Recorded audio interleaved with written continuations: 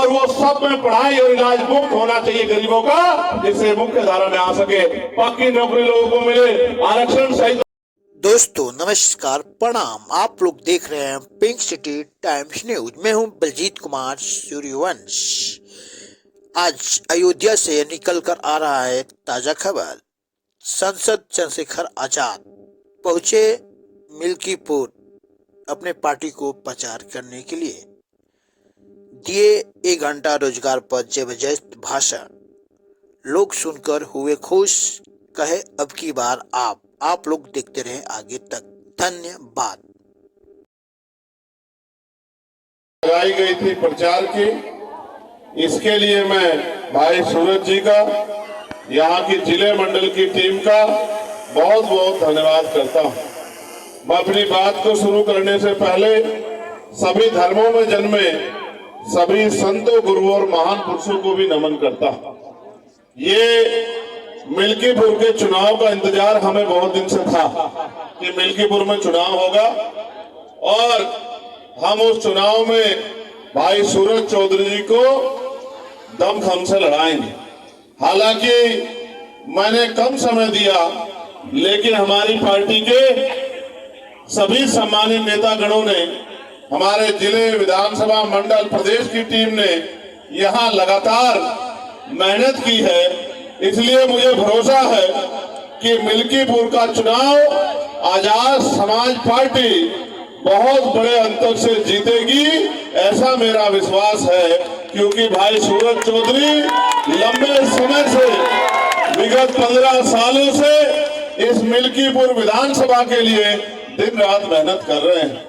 आज भी इतना ऐतिहासिक जनसमूह आप लोग यहाँ इस जनसमूह के रूप में उपस्थित हुए हैं। हमारी बाईं तरफ हमारी माताएं बहनें बैठी हैं, सामने नौजवान शक्ति और सम्मानित बुजुर्ग बैठे हैं, प्रिय भाई बैठे हैं, मंच पर पार्टी संगठन के सम्मानित नेतागण बैठे हैं, मीडिया के भाई और पुलिस के साथियों का भी भरपूर सहयोग मिल रहा है।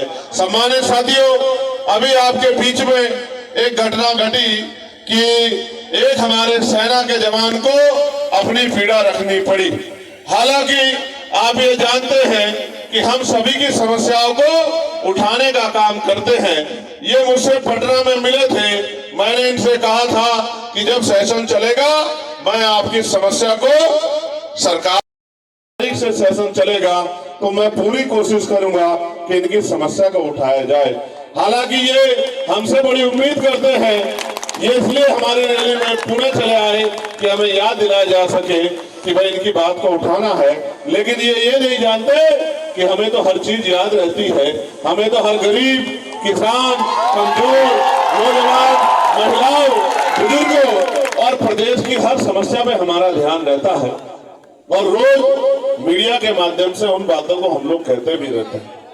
आज जब मैं यहाँ पहुंचा हूँ तो आप और मैं जानते हैं कि उत्तर प्रदेश में किस तरह के हालात हैं। उत्तर प्रदेश में किस तरह के हालात बने हुए, कई लोगों की जान चली गई, बहुत सारे लोग घायल हैं, अस्पतालों में बेड नहीं है, दवाइयां नहीं है। मुख्यमंत्री जी अपनी नाकामी छिपाने के लिए मीडिया को डांट रहे हैं, पुलिस प्रशासन को डांट रहे हैं।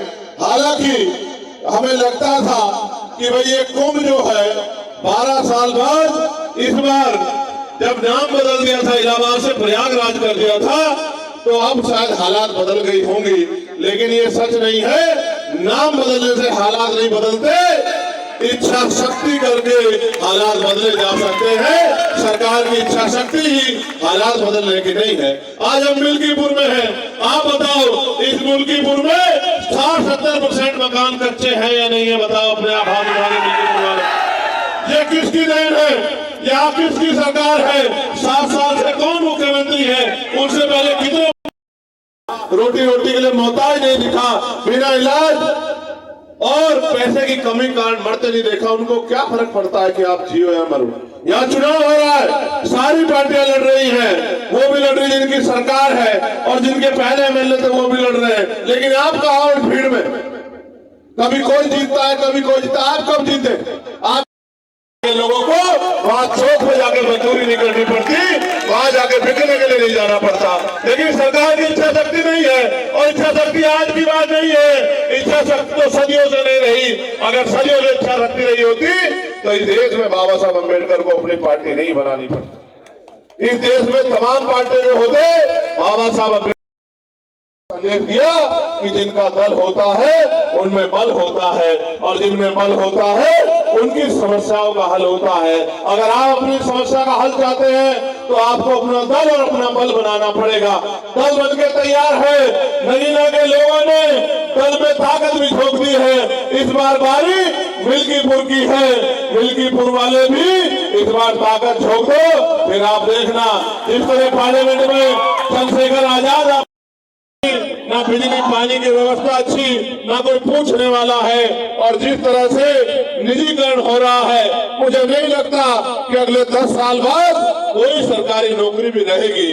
400-500 रुपए की मेहनत मजदूरी करके आप मुख्य धारा में नहीं जुड़ सकते हो। मेरे लोगों जो मजदूरी कर रहे हैं उनको देख लो, घर बनाने में उनके जूते खिंच गए हैं। मुख्य धारा में जुड़ने के लिए आपको रोजगार चाहिए, पक्की नौकरी चाहिए, आपको लोन मिलना चाहिए जिससे आप उद्योग धंधे लगा सको, आपको अच्छी शिक्षा मिलनी चाहिए, अच्छा हेल्थ सिस्टम यहाँ बनना चाहिए। लेकिन मैं जानता हूँ ये सरकार समझती है कि अगर हेल्थ सिस्टम अच्छा हुआ तो ये जो प्राइवेट हॉस्पिटल है, यहाँ जो महंगा इलाज हो रहा है वो इलाज कोई नहीं लेगा।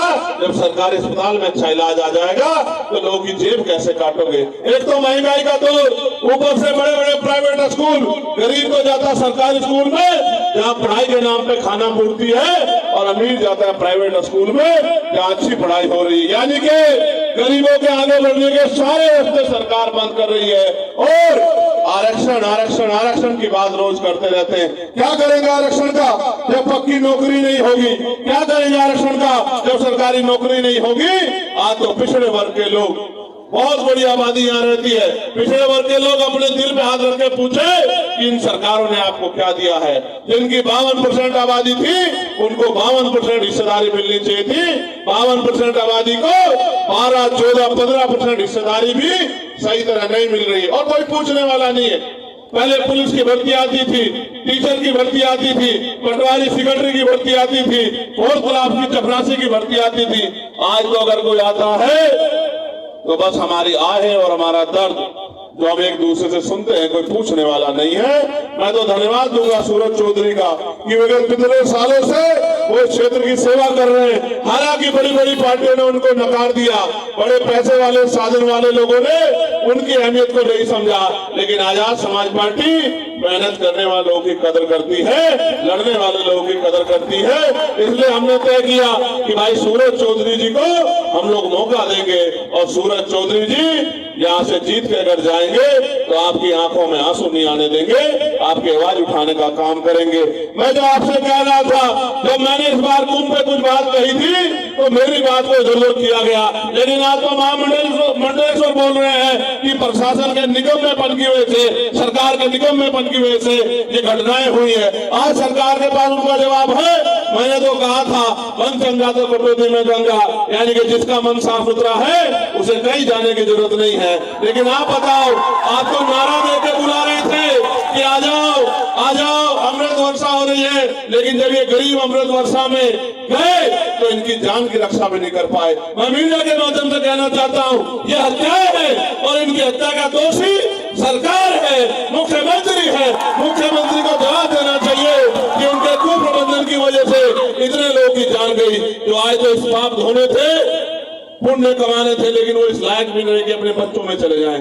किसी की बच्ची चली गई, किसी की माँ चली गई, किसी का बेटा चला गया, और सब लोग मिलके आज गरीबों की लाशों में हंस रहे हैं। इसलिए मैं आपसे कहना चाहता हूँ, ये सरकार सबको दे सकती है, लेकिन आपको इज्जत की जिंदगी नहीं दे सकती है। ये सरकार वादे करती है, 2022 में कहा किसानों की आय दुगनी कर देंगे, फिर कहा सिलेंडर पानी, सरकार ने गरीबों के हक छीने, उससे मुक्ति दिलाओगे नहीं दिलाओगे? क्या यहाँ से अपनी आवाज मजबूत कर दोगे नहीं कर दोगे? तो आज के बाद अपने आप सूरज चौधरी बन के काम करोगे नहीं करोगे? लोगों को घरों में जाके जगाओगे नहीं जगाओगे? लोगों को अपना निशान बताओगे नहीं बताओगे? इस लड़ाई को आगे बढ़ाओगे नहीं बढ़ाओगे? कि आपके हाथ में है कि अगले 2.5 साल जो उत्तर प्रदेश में 2 साल बचे वो कैसे होंगे, ये आपके हाथ में है। अगर आपने समझदारी दिखाई, आपने जिम्मेदारी दिखाई, आपने अपने वोट का सही प्रयोग किया और अगले 4-5 दिन सूरज चौधरी बनकर मेहनत कर ली, तो मेरी बात को याद रखना कि टीवी की पट्टी पर चलेगा कि मिल्कीपुर वालों ने इतिहास रच दिया। एक गरीब के बेटे को जैसे जगीना से सांसद बनाया था, ऐसे ही विधायक बनाकर असेंबली में भेज दिया। और आप याद रखना, नसीम साहब यहाँ बैठे हैं, जिस दिन आजाद समाज पार्टी का एमएलए विधानसभा में गूंजेगा, अच्छे अच्छों की नींद हराम हो जाएगी जो गरीबों का अधिकार छीन कर बैठे हैं। मेरी बात को याद रखना, कोई ऐसा नहीं है, चाहे पुलिस के साथी हो, चाहे आर्मी के भाई हो, चाहे अर्धसैनिक बल हो, चाहे होमगार्ड हो, चाहे पीआरडी के जवान हो, चाहे आशा आंगनबाड़ी बहने हो, चाहे ग्राम सेवक हो, रोजगार सेवक हो, भोजन माता हो, सबके। जब मैं पार्लियामेंट में गया, अकेला नीले पटके वाला था या नहीं था बताओ? और इस बार कितने नीले पटके वाले देखे आपने? और अब तो गृह मंत्री नीला पटका पहन के घूम रहे हैं और विपक्ष के नेता भी जय बापू जय भीम की बात कर रहे हैं, जिन्होंने जीते जी कभी बाबा साहब अम्बेडकर का सम्मान नहीं किया, उनके रास्ते रोकने का काम किया, वो भी जय बापू जय भीम कह रहे हैं। आप समझो ये क्यों जरूरत पड़ी? क्योंकि अम्बेडकरवादी आपका अपना भाई पार्लियामेंट में चला गया है। ऐसे ही जब ये जाएगा तो इधर का माहौल भी ऐसा हो जाएगा, यहाँ भी नीले पटके वाले आ जाएंगे, यहाँ से भी मानवता की बात होगी, यहाँ भी गरीबों की बात होगी। ये जो टैक्स के आधार पर गरीबों को लूटा जा रहा है, ये टैक्स बंद होगा। और मैं आपको कहना चाहता हूँ, समय दूर नहीं है, 27 भी हमारे सामने है। आप और हमें जुट जाना है इस बात के साथ कि अब हमें उत्तर प्रदेश को किसी के भरोसे नहीं छोड़ना है, उत्तर प्रदेश की जनता को हाथ फैलाने लायक नहीं छोड़ना है। इनका हाथ फैले हुए हाथ को मुट्ठी बना के एकजुट करके रोकना है और इनके हाथ में ताकत देनी है। इनके बच्चों के लिए अच्छे स्कूल, अच्छे कॉलेज, अच्छी यूनिवर्सिटियां, पॉलिटेक्निक कॉलेज, पेंशन का मामला हो, चाहे गली सड़क नाली खड़ंजे का मामला हो, चाहे लाइट का मामला हो, आज वहाँ बदलाव हो रहा है। ये बदलाव आपने किया वोट की शक्ति से, मैं आपका धन्यवाद करता हूँ। लेकिन इस बदलाव को और आगे तभी बढ़ने का मौका मिलेगा जब भाई आप सूरज चौधरी के ऊपर भी यही प्यार बरसाओगे, यही आशीर्वाद दोगे जो आपने मुझे दिया है। इसलिए मैं अपनी बात को समाप्त करते हुए यहाँ मिल्कीपुर के बहुजन समाज के लोगों से कहना चाहता हूँ कि आप कहते हैं कि भाई हमारी आवाज नहीं उठती, हमारा पक्का नेता नहीं है, हमारे नेता अंधविश्वास पाखंडवाद की गोद में घूम रहे हैं, तो यहाँ तो आजाद समाज पार्टी राष्ट्रपिता ज्योतिबा फुले से लेके साहू जी महाराज, डॉक्टर बाबा साहब अम्बेडकर, पैरेड ललित यादव, महामना राम सुब्बर्मा, बाबू जगदेव प्रसाद कुशवाहा, जननायक कपूरी ठाकुर, मां बिजली पासी, तमाम जितने महापुरुष, राजा बिजली पास, जितने महापुरुष हमारे बढ़ता है। मैं पुनः बहुजन समाज के लोगों को सतर्क और जागरूक भी करना चाहूंगा कि अगर आपने गलती की तो फिर आप पछताना मत। तो बताओ, हाथों को मजबूत करोगे नहीं करोगे? तो अपने चुनाव में मेहनत करोगे नहीं करोगे? बताओ निशान क्या है हमारा? जोर से बताओ, और जोर से बताओ। ठीक है, बहुत बहुत धन्यवाद। जय भीम, जय भारत, जय संविधान, जय मंडल, जय जोहार, जय लोकतंत्र, जय विज्ञान, जय जवान, जय किसान, और आप सबकी भी जय, गरीबों की जय, मिल्कीपुर वालों की जय।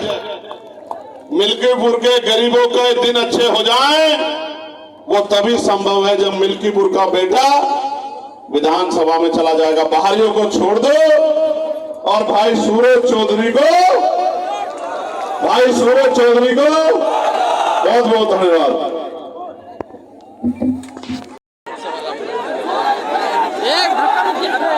तुम यार बहुत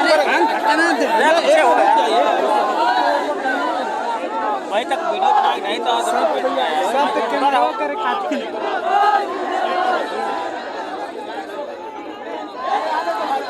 दो, फोन तो दे दो, पकड़ लेगा यार। ये हसन इनका भी